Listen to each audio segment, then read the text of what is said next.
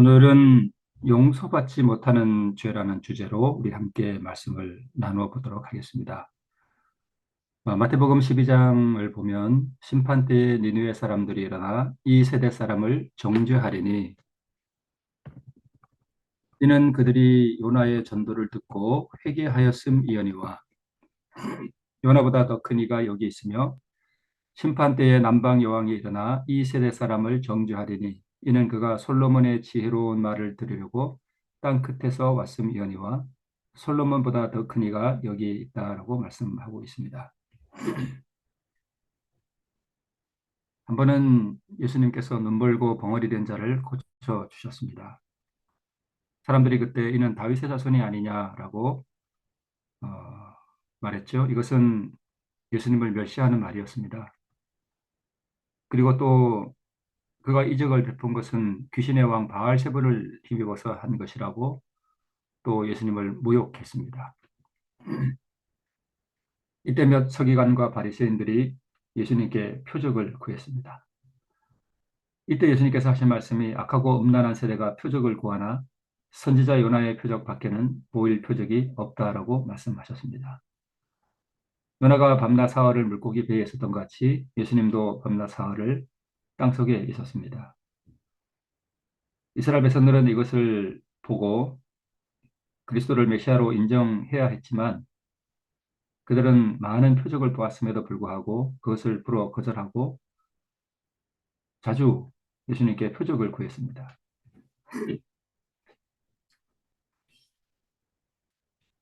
이런 말씀을 하시면서 예수님께서 심판 때에 니느웨 사람들이 일어나 이 세대 사람들을 심판하시겠다 이렇게 말씀하고 있죠. 니느웨 사람들은 이방 사람들이고 이 세대 사람들이란 이스라엘 백성들입니다. 하나님을 모르는 이방 사람들이 일어나서 복음을 가졌노라 하는 이스라엘 백성들을 심판하겠다 하는 어쩌면 다소 황당하기도 하고 난해한 이런 말씀이기도 하죠. 예루살렘과 니느웨는 상당히 먼 거리인데요. 이곳에 가서 기별을 전한 이가 바로 요나입니다. 우리가 잘 아는 것처럼 다시스로 가는 배를 타고 가다가 그가 어, 풍랑을 만났고 그리고 그가 바다에 던져진 바 되었고 또 물고기를 통해서 그가 구원받고 그리고 그가 니느웨에 가서 복음을 전한 역사적 사실들을 우리가 성경에서 알 수 있습니다. 먼저 간략하게 우리가 보면 하나님께서 준비하신 이 큰 물고기가 무엇을 의미하는가 하면 바로 그리스도 우리의 의를 상징합니다. 그리고 요나가 바다에 던져진 바 된 것은 자신을 굴복시키는 자기 뜻과 자기 감정을 굴복시키는 것을 의미합니다. 요나는 하나님의 말씀에 순종하기를 싫어했습니다. 이방 민족에게 고통을 주는 이방 민족에게 복음을 전하고 그들을 구원하는 것이 그의 감정을 상하게 했습니다. 그래서 그는 하나님의 뜻을 거절하고 자기 뜻으로 그는 다시스로 가는 배를 탔던 것입니다. 하나님께서 그에게 풍랑을 주셨고 또 그는 자기의 모든 뜻과 감정들을 굴복시키는 경험을 하게 되죠. 그때 하나님께서 준비하신 구원의 수단을 통해서 그는 생명을 얻게 됩니다.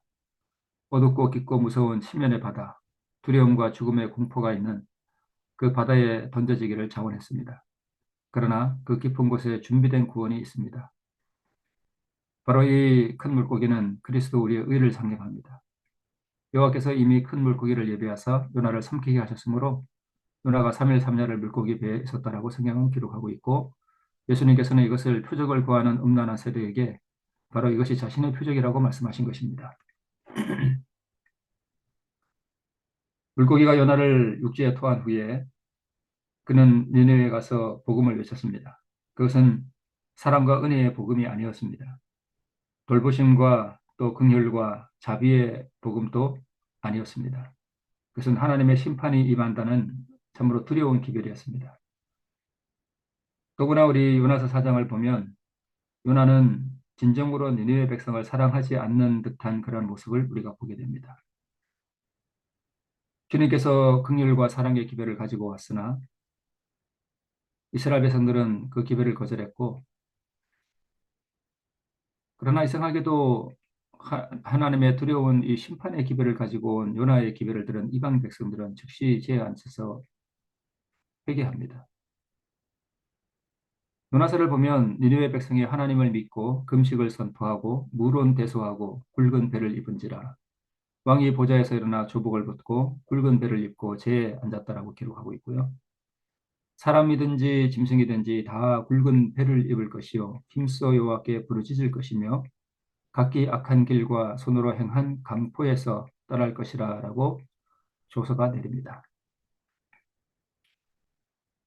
하나님을 전혀 모르던 이 백성들이 회개하라고 하는, 아니 40일이 지나면 이 성이 무너질 것에 대한 두려운 심판의 기별을 듣고 그들이 하나님을 믿었습니다.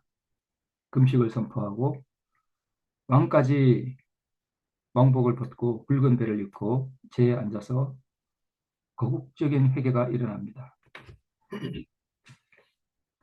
복음의 빛을 전혀 받지 못했던 이 이방의 도성이 저주에 가까운 경고를 받고 거국적인 회개를 일으켰습니다.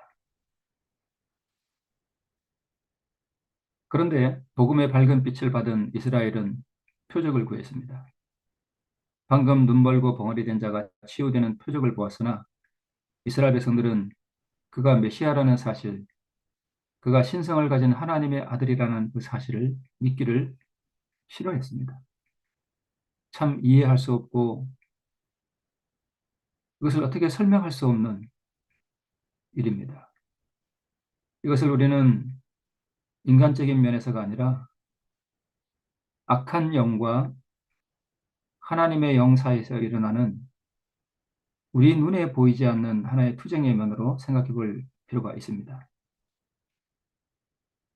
그래서 우리 예수님께서는 화가 있을진저 고라시나 화가 있을진저 벳세다야 너에게서 행한 모든 권능을 두로와 시돈에서 행하였다면 저희가 벌써 베옷을 입고 재에 앉아 회개하였으리라 라고 말씀하고 있고, 또 심판날에 두로와 시돈이 너희보다 견디기 쉬우리라.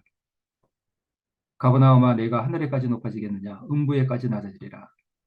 네게서 행한 모든 권능을 소돔에서 행하였다면 그 성이 오늘날까지 있었으리라.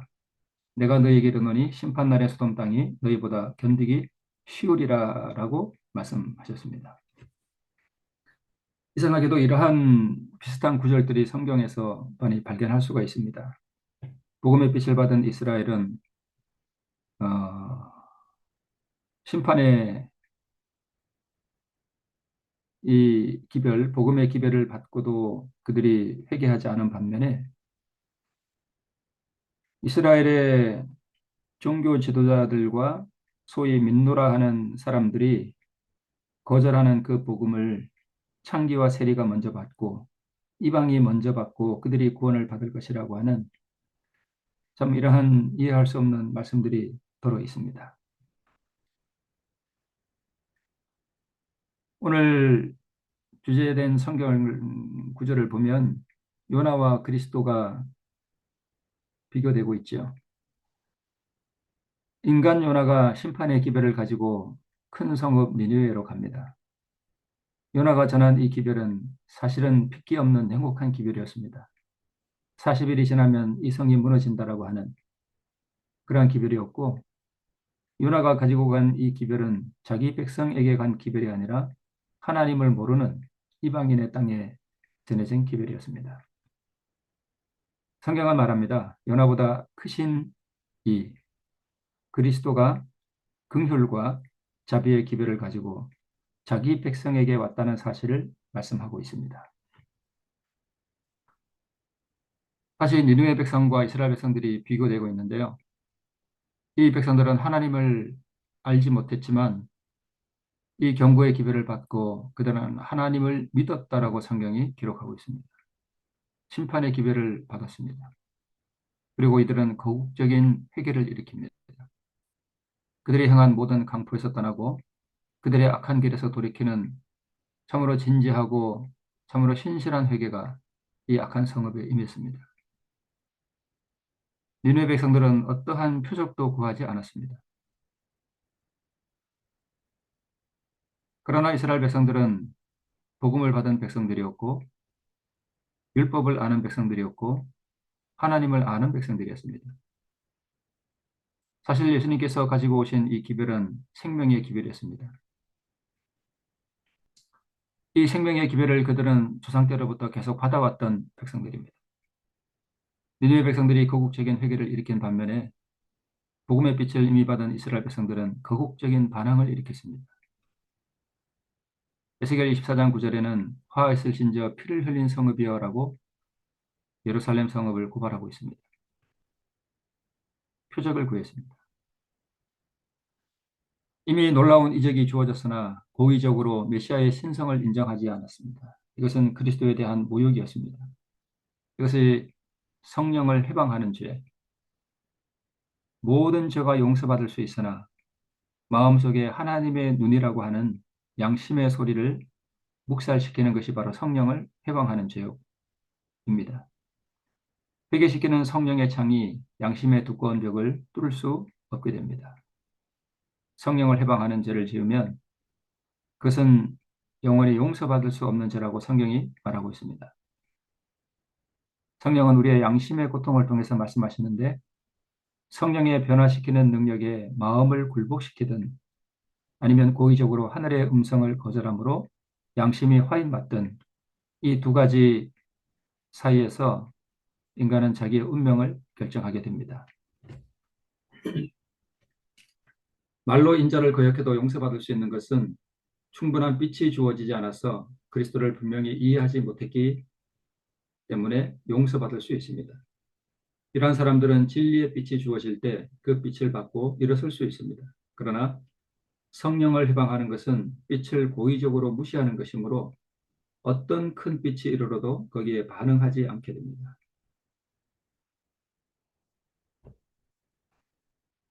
눈 벌고 벙어리 된 이 사람을 고쳐주셨을 때 그것은 그들이 일찍이 보지 못했던 큰 표적이었습니다. 그리고 그것이 그가 예수님이 하나님의 아들이요 메시아로서 구원자로서 이 땅에 오셨다는 아주 강력한 논증이었습니다.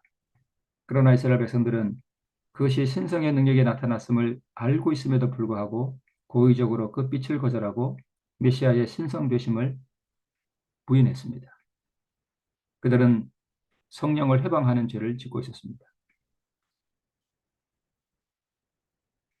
그들이 원할 때에는 언제든지 악한 길에서 돌이킬 수 있으며 지금 은혜의 초청을 경시할지라도 거듭거듭 그 감화를 받을 수 있다는 생각으로 양심의 가책을 진정시키는 사람들은 그들이 멸망할 때까지 그 같은 길을 행할 것이다.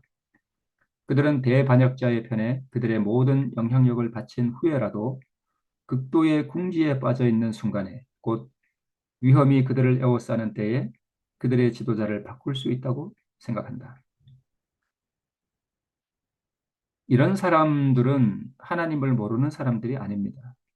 하나님을 알고 진리의 기별도 알고 하나님의 애소하시는 자비의 초청이 무엇인지를 알고 있음에도 불구하고 자기들이 원할 때에는 악한 길을 가고 있고 죄에 방종하는 생애를 살고 있으면서도 내가 원할 때는 언제든지 내가 회개할 수 있다라고 생각하는 사람들은 그래서 성령께서 양심의 가책을 통해서 말씀하시는 그 음성을 계속 거절하는 사람들은 죽을 때까지 그 길을 가게 된다는 것입니다.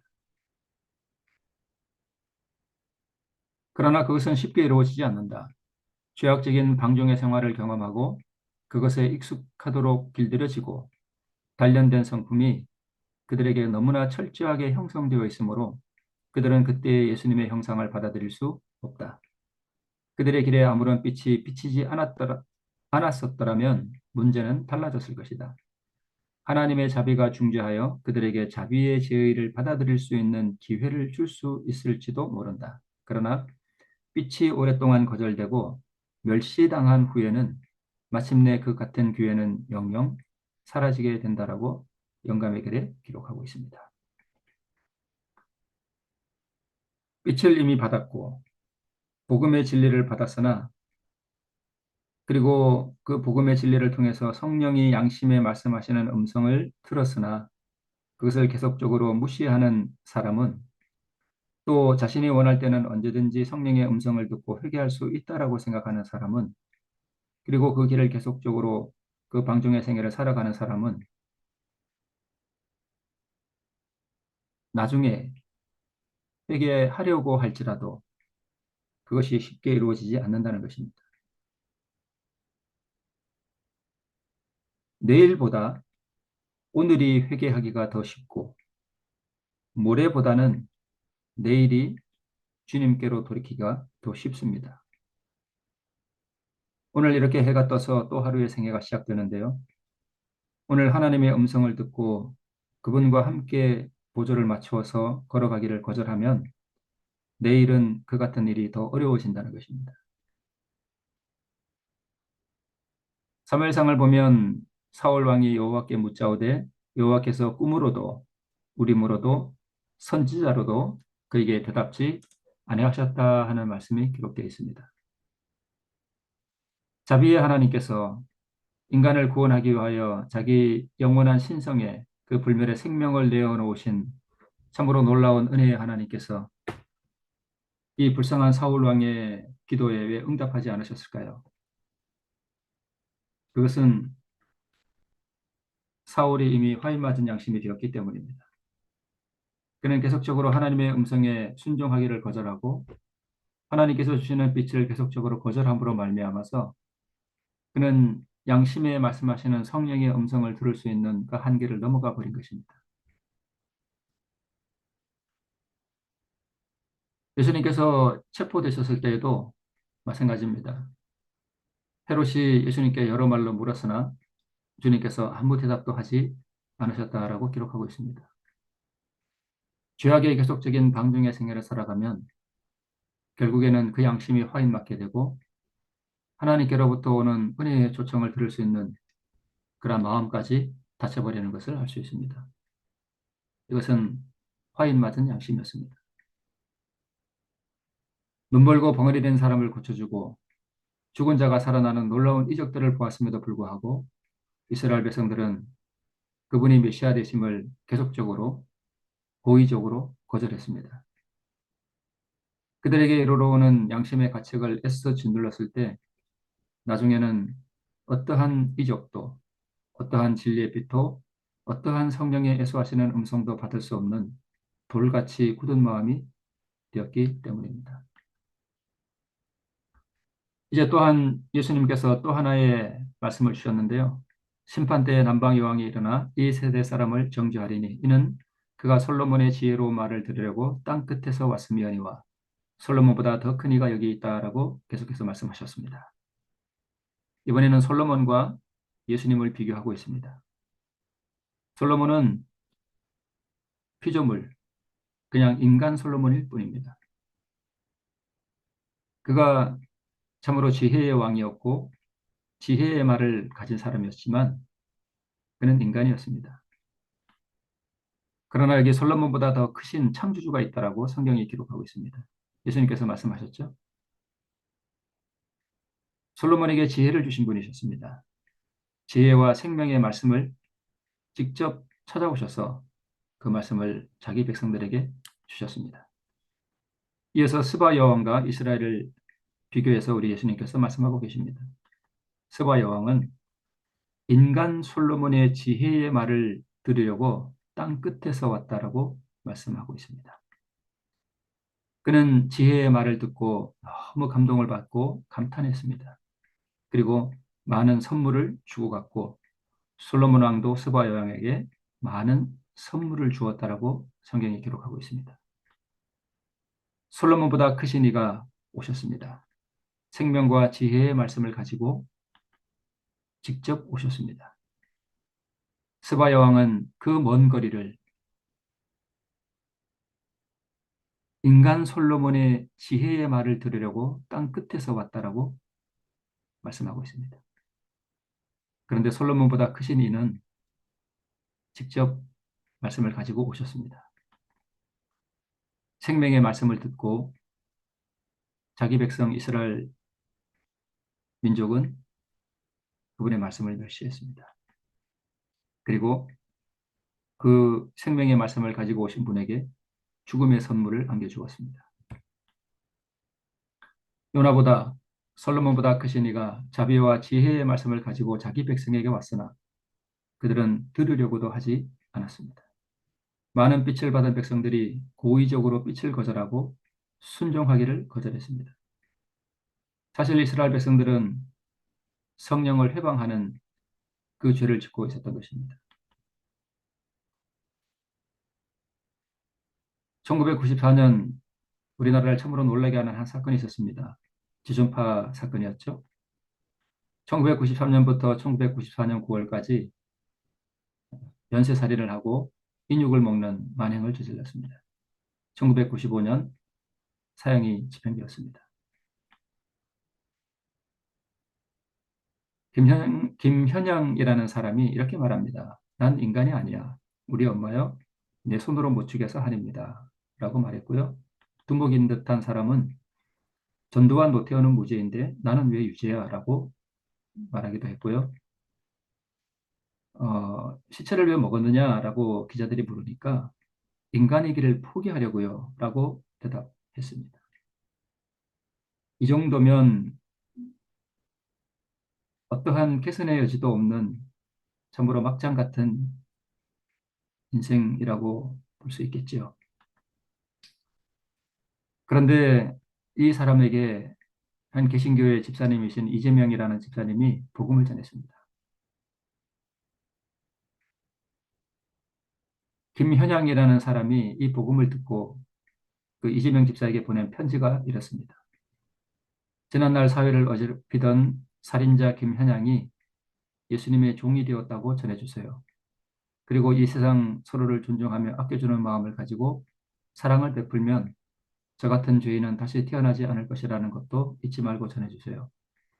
이재명 님이 나눠주신 사랑을 어떻게 갚아야 할지 모르겠습니다. 그저 조금 남은 생이지만 제가 할 수 있는 사랑을 베풀면서 살아가야겠지요. 이재명 선생님 고맙습니다. 그리고 사랑합니다. 김현양 올림.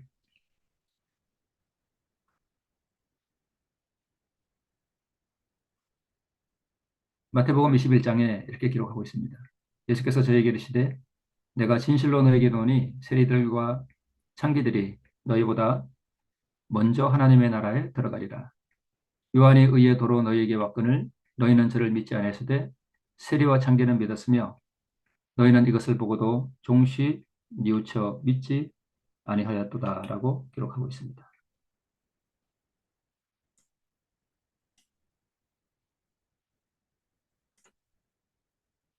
5명을 연쇄살인하고 시체를 요리해 먹고 마음속에 사회에 대한 분노와 증오만에 있던 지존파도 그리스도의 피 묻은 복음이 들어가자 그 마음이 녹아버렸고 그 자신이 스스로 하나님의 종이 되었다라고 고백합니다.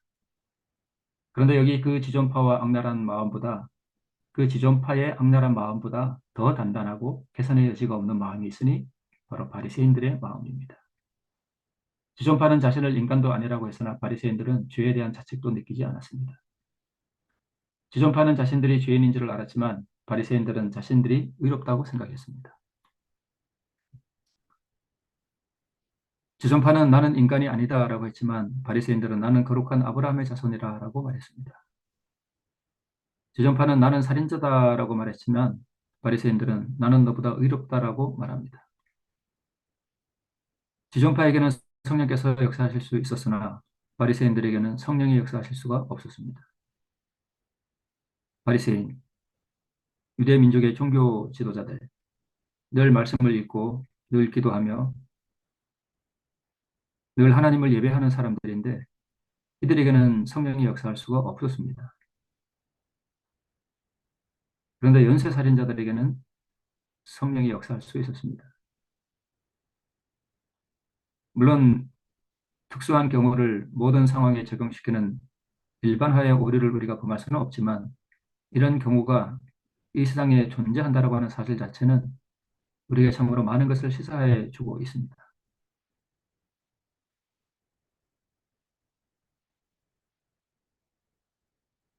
얼마 전에 조두순 씨가 출소했는데요. 조두순보다 내가 더 의로운가? 하는 질문을 우리 가슴에 던져볼 필요가 있습니다. 어쩌면 나보다 조두순 씨가 더 구원받기 쉬울 수도 있습니다. 오랫동안 복음의 빛을 받았으나 성령의 음성을 거절하고 남몰래 은밀한 죄를 간직하고 있는 사람보다 어쩌면 조두순 씨가 더 개선의 여지가 있을 수도 있습니다. 우리 사회에서 그 증거들을 볼 수 있고 그러한 증거들은 성경에 무수하게 넘쳐납니다. 유다, 예수님의 제자였던 그 가련한 인생, 계속적으로 빛을 거절했습니다. 최후의 만찬장에서 그의 발을 씻기시던 예수님께서 성령으로 더불어 그와 투쟁하셨습니다. 회개로의 충동으로 떨리던 그 연약한 인생, 그 가련한 인생, 그는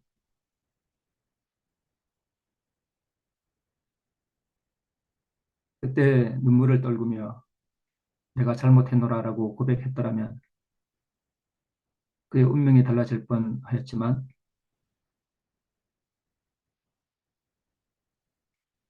그러나 그는 끝내 마음을 닫았습니다. 그리고 그는 어둠 속으로 나갔습니다. 계속적으로 빛을 거절하는 인생을 살면 인생의 끝자리에 가서 회개한다는 것은 쉽지 않습니다. 그것을 우리는 많은 성경의 역사들 또 인물들의 역사를 통해서 볼 수 있습니다. 그러나 우리는 먼저 우리 자신을 알아야 하고 자신에 대한 이 같은 지식이 우리로 통해하게 하지 아니하면 우리는 용서와 화평을 얻을 수 없다. 바리새인은 죄에 대한 자책을 느끼지 않았다. 성령께서 그에게 역사하실 수 없었다. 그의 마음이 스스로 의롭다는 갑주에서에 있었으므로 천사의 손이 정조준에서 던지는 날카로운 하나님의 화살도 그것을 꿰뚫을 수 없었다. 그리스도께서는 자기 자신이 주인임을 아는 자만을 구원하실 수 있다라고 한양감의 글이 기록하고 있습니다. 어떤 목사님이 지켜본 임종 장면을 제가 본 적이 있는데요. 엑스트라고 하는 분이 자기가 잘 아는 어떤 목사로부터 들은 이야기입니다. 죽어가던 그 사람은 죽음을 물리치려고 몸부림치면서 불쌍한 손을 무익하게 허우적거렸습니다. 그는 죽음과 그 너머의 두려움으로 인해 무서운 공포에 사로잡혀 있었습니다. 그는 그렇게 발광하다가 결국 죽고 말았지만 완전히 숨이 끊어지기 전에 발작적으로 다음과 같이 신음하며 울부짖었다고 합니다. 나는 죽기 전에 회개한다고 늘 말했는데 회개가 되지 않아. 회개가 되지 않아. 도무지 나는 회개할 수가 없어라고 말하면서 비참하게 죽었습니다. 이 사람은 복음의 빛을 이미 들었던 사람입니다. 그는 성령께서 말씀하시는 양심에 말씀하시는 성령의 음성을 계속적으로 들었으나 나중에 회개할 수 있는 기회가 있겠지라고 하면서 그것을 계속 묵살했던 것입니다. 그렇게 살다가 그가 임종의 순간에 회개하려고 했지만 회개가 안 되는 것입니다.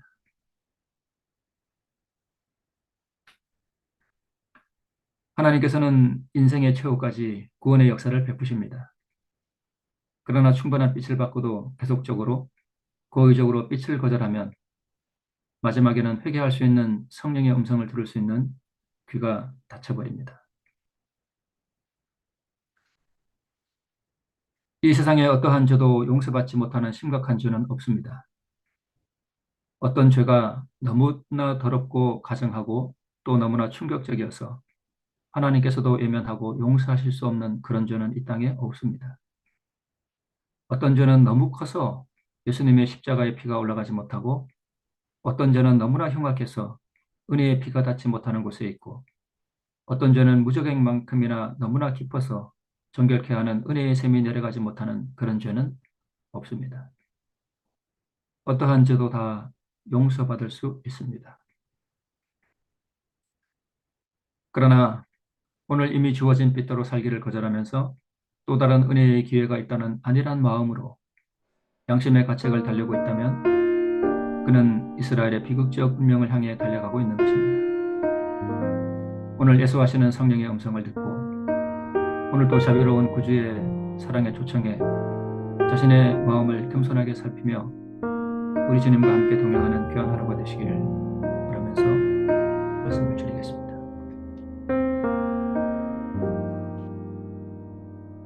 하나님 아버지, 복음의 빛을 받고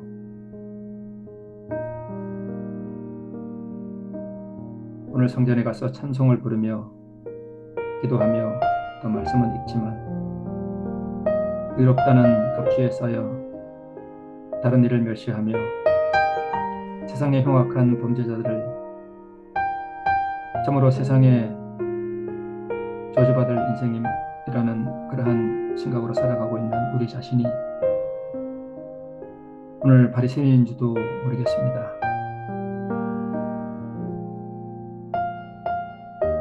우리의 눈에 안약을 바르셔서 세상의 흉악한 범죄자들보다 우리가 더 낫지 못하다는 사실을 깨달아 알게 하시고,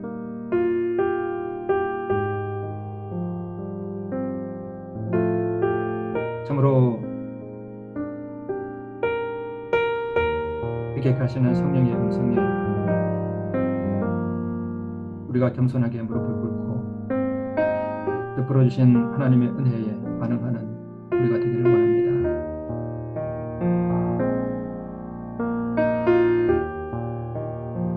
오늘 이 하루의 삶을 주신 하나님의 은혜에 우리가 감사하며 베풀어 주시는 은혜의 초청에 반응하며 우리 자신이 아무것도 아니며 은혜로 살아가는 나약한 인생임을 깨닫고 다시 한번 오늘 하루의 생애도 주님의 손에 의지하며 살아가는,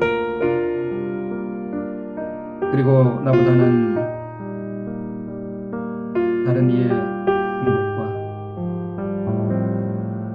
다른 이들의 아픔에 공감하며 살아갈 수 있는 주님의 마음을 주셔서 오늘 그러한 마음으로 살아가는 귀한 하루가 될 수 있도록 우리 가운데 거룩한 면이 역사해 주시기를 예수님의 이름으로